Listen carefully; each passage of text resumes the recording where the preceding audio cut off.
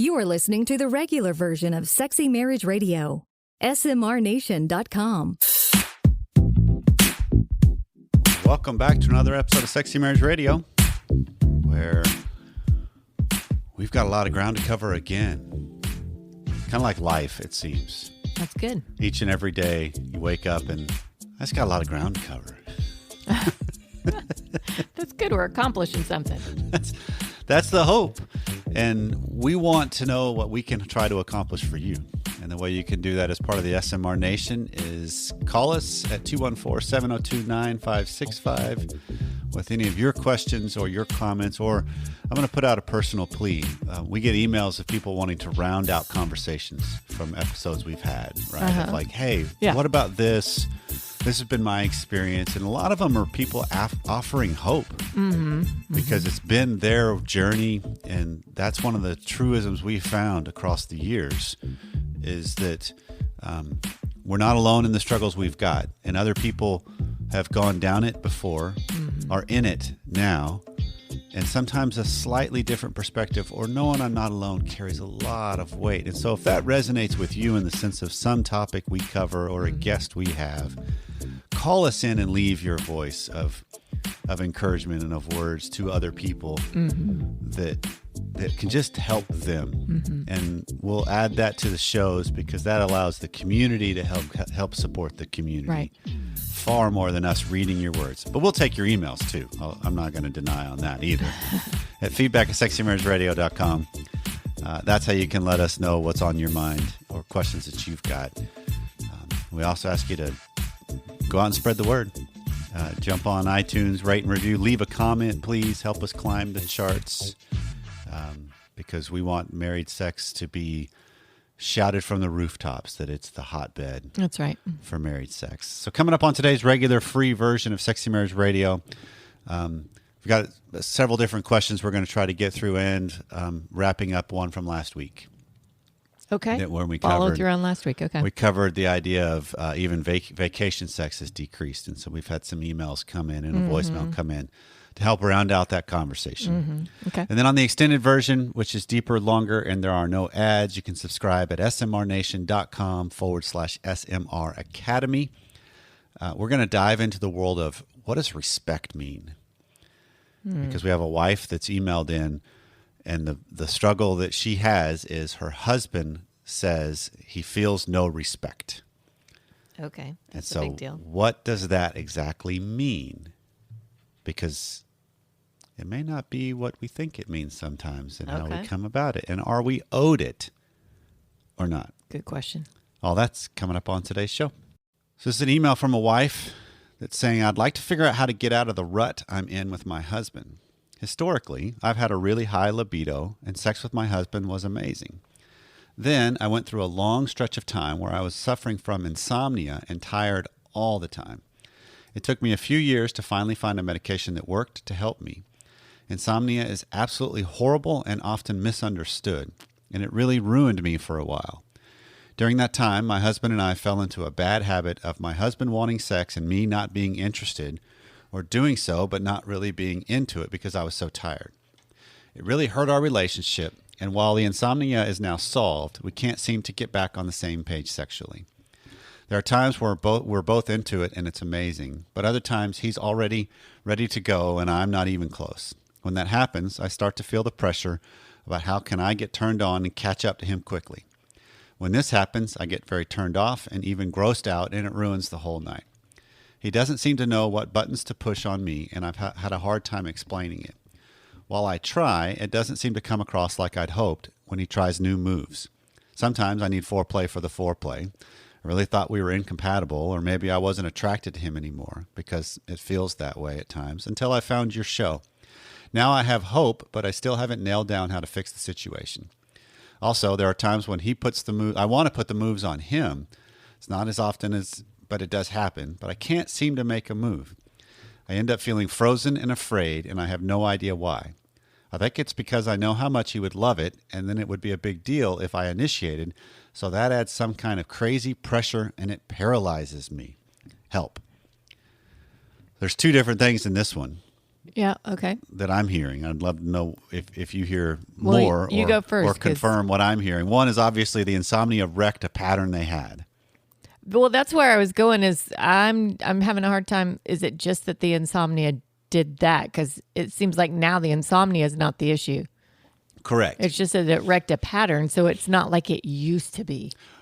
That's one of the bigger ones I think we get caught in. It's because, and the easiest way to answer that is we don't go backwards. We don't go recapture something we already had in the same relationship. That's because we can't have the same chemical concoction that was there early. Won't repeat itself in the same, most likely. There are exceptions, but those are extreme. Right. So what's your new? But the other one was this idea of, well, we need to expand on that a little bit because I've got a couple of different thoughts. Okay.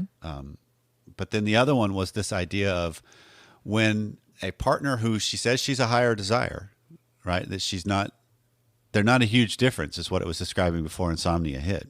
Okay. Right? If I remember that right on the way I read it. But she has times where she'll want to initiate, but she doesn't because she knows he would like it.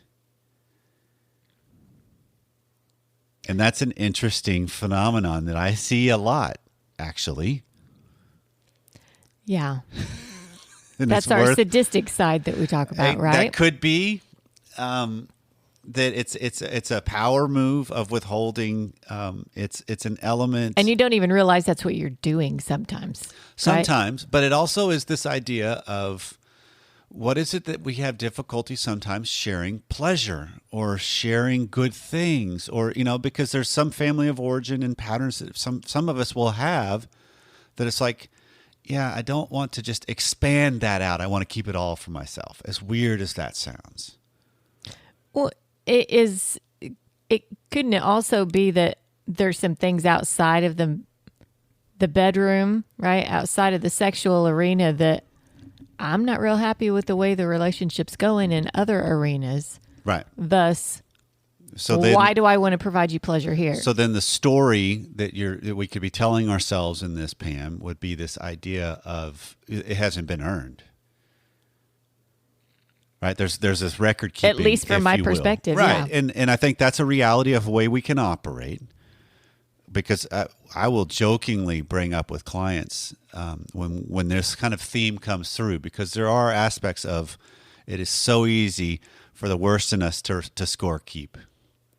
Sure. Right, to scoreboard this thing. And so when I start to get a theme of that, I usually will try to disrupt it with some sort of a question along the lines of, so do you guys actually have a Jumbotron in your house? Or is it just a small scoreboard to keep track of all of this? I mean, because if you're going to do it, let's do it right. Yeah. I mean, let's get you the full-on display with you can even get advertisers and just to prove the point of we so easily do this. And some of it is just human nature, because we will have in our own mind, yeah, I did that last time and the time before and the time before. But then I think you have to keep coming back to this idea of, but who do I want to be in the context of the relationship?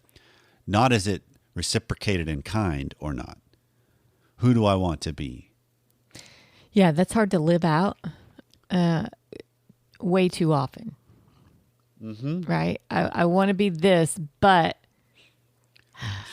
that's how we actually create the more solid, flexible self, as Schnarch would frame it, is this idea of I am led more by who I want to be rather than how it's responded to. Because the other validation makes it easy or easier.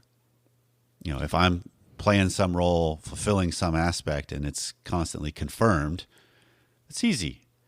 But when I do it and it seems unnoticed or it doesn't help, it's harder. Because I have to look at my attachments. I have to look at what I've added to it. And I have to look at my own value and how I deem what I'm offering and what I'm doing. And that's why we've used the phrase of how do I earn my own self-respect with the moves I make. Okay. So back to her with, okay, it's different now. The routine is broken because of insomnia. Now they're in a different season, right? Right. Life looks different. Right. So coming at it from this new role, coming at it from sometimes I don't do something because I know he would like it. How do I start looking at myself then? How does she start looking at herself to bring this aspect of the relationship back into the picture? I love the framework of asking yourself the questions of what story am I telling myself in this context? As I look back at it and I'm at the middle of it maybe, what stories do I tell myself? And are they accurate? Exactly. Right? Are they a real picture of what's going on? Well, typically they are be? accurate as I see it. Perception is reality. Right, because this is not discounting it and making it to where we'll create a new fairy tale. That's not what we're talking about here. I am talking about how do you take the data of what's being presented and the interaction that's going on and your role in it. And what story is that? Is it like, is there pressure? What does the pressure say? Is there frustration because all the time that we missed because of the insomnia and how that wrecked it? What story do I tell myself about that? Yeah. Do you have in the back of your mind that that's going to come back into play again? Right. Or a fear. We can get caught about this whole water under the bridge, spilled milk, the stuff that, we the regret of, I just wish. Everyone faces that to some degree, but you're still here. Now, what do you do with that? We've heard this before from different members of the academy, from people that we've walked alongside for a while, that when you come across some message and it really does resonate, and then one of the things we'll often hear about Sexy Marriage Radio is, man, I wish I would have found you guys 18 years ago, which we weren't on the air then, but my immediate thought in that sometimes is, would it have meant the same as it does now? Right. Because a lot of times when something really resonates, we have to realize it's the pain and the struggles we've gone through that makes some of the things that bring us hope really resonate all the more. Sure. Because sometimes I'm not in a position to understand it yet because I haven't found the struggle real enough to deal with it yet. To do something about it. And so it is just looking at it as, yes, it's the insomnia did disrupt you. So the pattern needs to be created now, not recreated. What do you do with who you are now on how you both approach what's gone on and what goes on so that you're facing things to create something new? It's like a new chapter in a book. So this is chapter whatever, post-insomnia. Now what do you do? Well, fellas, it's time for spring cleaning. The carpets are going to need cleaning, the drapes need dusting, and your lawn's going to need mowing. Spring is sprung, and the global leaders in below-the-waist grooming have the best tools for cleaning aisle 5 in your pants. It's time to join the other 4 million men worldwide who trust Manscaped by going to manscaped.com for 20% off plus free shipping if you use our code SMR. So to start off your spring cleaning, use the Manscaped Lawnmower 4.0 trimmer and get the most precise shave on your hedges. Did I mention that it's waterproof? It's equipped with an LED light, so you'll know it'll be a major asset to your new shower routine. I absolutely love the Lawnmower 4.0 because it takes away the concerns of nicking or cutting the areas of my body that I'd prefer not to nick or cut. Now, I can also finish off my grooming routine with the Plow 2.0, which is the perfect razor for shaving on my face. Because let me tell you, fellas, if you're using the Lawnmower 4.0 on your nether regions and your face, you're doing it wrong. The start of spring also marks the start of Testicular Cancer Awareness Month in April. Manscaped has partnered with the Testicular Cancer Society to bring awareness to testicular cancer, men's health, and early cancer detection. They're committed to raising awareness for the most common form of cancer in men from the ages of 15 to 35, and they're giving support for fighters, survivors, and families impacted by testicular cancer as part of the We Save Balls initiative.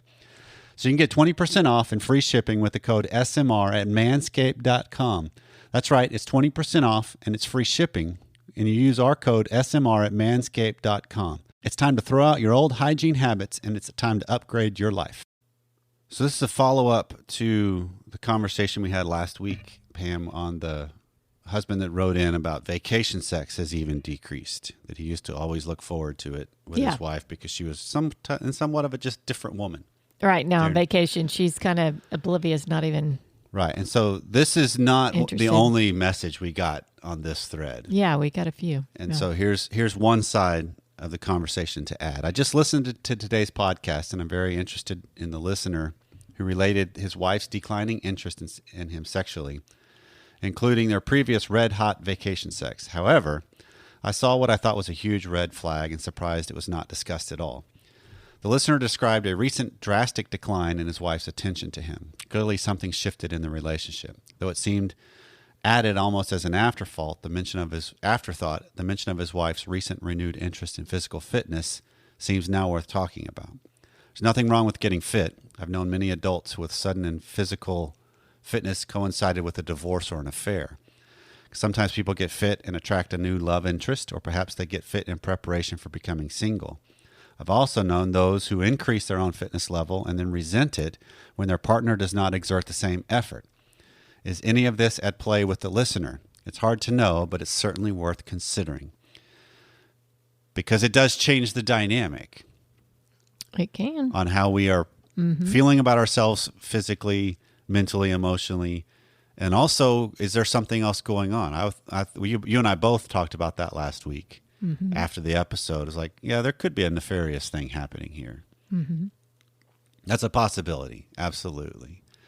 But it is interesting because I think of this in the dynamic of how when one person's status changes, be it physically, emotionally, professionally, so you think of the different couples I hear about of, I put them through med school and then they dropped me, right? Because it's a different status in the way they see themselves, in the way they conduct themselves and carry themselves and left behind. Or it's just a journey that you were on separately, right? Because one of you has so much time devoted to this thing and the other is doing everything else. It's just different journeys. Well, and it's different life experience. Absolutely. It's a reality. And I even heard this in grad school. A couple of professors talked about when I was starting grad school, going through all the way with the doctorate. A couple of professors made a comment of, to those of you that are married, mind your marriage during this process. Because growing in that manner can be real struggling for a relationship, and some of them don't survive. And it's just interesting to think about. They're onto something there. But then we also had this message. Hey, Corey. I think you may have left something undone on episode 565 titled Even Vacation Sex Has Decreased. I'm a high-end fitness enthusiast, and there was a part in there that that the man had said that, and I quote, that she's gotten fit in the last couple of months and dedicated to look amazing. She follows an awesome program and is dedicated to the programs of those in the community. Several of us in the fitness community understand that when you start to get leaner, a lot of times your sex drive goes down, and it's relative to your leanness. And your body, when you have less body fat, just thinks you're less primed for reproduction. And that can explain the sudden change that he was mentioning over the last couple of months in her. Also, he said she was available for sex but not pursuing it. And that's a classic sign from some of us that traffic in this arena.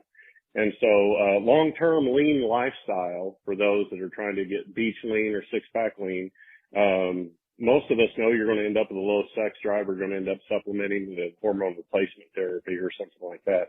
Opposite is when somebody's overweight and they start to lose weight, they might be more primed for sex. They get a little confidence boost, but if they continue to lose weight, you end up with diminishing returns on that. So you guys did great on the psychology side, but there's a physiological side of this too, with hormones and all that plays in that I think could have been touched on. But you guys, you're doing a great job, and we appreciate you. Thanks. Thanks for that call. It's always interesting to hear other perspectives and good to get kind of a rounded out on that journey. Yeah, 'cause I think what is interesting to me is this idea of the biology of the human body and how there is so many things at play that happen with us as we change, as we grow, as we evolve, and then as we change and grow and as evolve. That just the mere fact of yes, the body is designed and catches the cues that's really largely surrounding reproductive capabilities.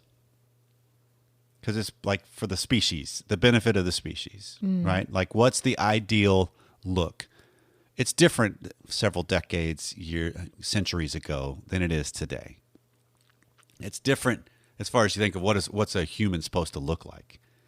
That we've changed on weight and style and diet, and all of these things are at play and factors, right? There's nothing new under the sun. I just look at, yes, lifestyle has changed. I don't know. I just go back to you get multiple responses here with varying degrees of what could have gone on with this What else is caller. happening? And there's so many variables at play in every relationship. I think it's just worth giving all those their due and their air. And hey, maybe something along these responses helps the gentleman who had emailed in. Hopefully so. Yeah, and I think it's just also seeing it as this, just to tie the two message segments today together, of what is it that makes us to where, because going back to last week, he made the comment of she's not the pursuer like she once was, but she's still available. And then in the email in the first segment, she was talking about he would be interested in, she'd have a hard time getting involved and catching up. And what is it that makes us take so personally when my partner participates but isn't completely enthusiastic? What is the story I tell myself with that? Well, it makes you feel not wanted, not desired is my gut. That's the initial story? Yeah, my Okay. partner's not excited about it. Does that mean that they don't want me? Well, I want to be wanted. Fair. But I think it's also digging deeper into it to ask yourself, okay, but what is the whole story still? Not that you're letting people off the hook or you're trying to shade or change the message, but is there nuances in the way I can look at it that would actually be beneficial for the both of us? Sure, and that's easier to look at when you're 10 steps away from it the Right. next morning, but not. It's just like when people talk about, well, when you're arguing, use I statements. And well, when I'm in the heat of the battle, I'm not doing that. There's not right? I statements going When on in I- our house when we argue. No, You're correct. when you're in the middle of something or when you're getting rejected, you're not thinking about what the other stories and messages are typically at that point. Ideally, maybe we can all get closer and closer and closer to that to react better. But that's not always how it is. No, it's not. And so I guess to wrap up this part of the show today, it's probably easiest to land on the phrase for both of these segments of how am I dealing with the spouse I have, not the one I wish they were? Because then I'm dealing with the data that's being presented as it's being presented. Because, yes, things have changed. The vacation wife is different than what she used to be. The insomnia wrecked a relationship from what it used to be. But how am I dealing with what it is now, with what's present now? That's the best path forward all the time. Because things will change. Yeah, what's different in me now? How am I different now? Not just the relationship. That's the repercussion of it. How am I different, and what can I do with that? Right. And that's also, you're kind of framing it like this, Pam, the way I'm hearing this is how am I dealing with my relationship to my relationship? Oh, well, there you go. Because that's my side Yeah. of it. And when I can look at it that way, I have a better likelihood of handling my side of the equation and taking responsibility for my role and asking better questions and looking at facts as they really are to then make better decisions or better moves. And then I see how my spouse responds, which this is going to tee us up perfectly for moving into the extended content about respect. Good. Okay. And so we'll read the email in the extended content, but Okay. this is one of those topics I think that we get a lot of nuances within this kind of a larger topic of, yeah, but my spouse claims this. When am I missing that, or is it skewed to their favor. I mean, we get a lot of different things. Well, you don't respect me. You don't love me. You don't cherish me. You don't pursue me. You don't desire me. Well, what's my role in that too? That's where we're heading next. Okay. So this just stands out to me today, that there are a lot of instances in life, particularly in marriage, where there are so many ways to look at it. And they're not wrong. This could be worth exploring. This could be, doesn't mean the way where it might lead to is right, but it's part of how we look at it, that there's a lot of different options and lenses. Sure.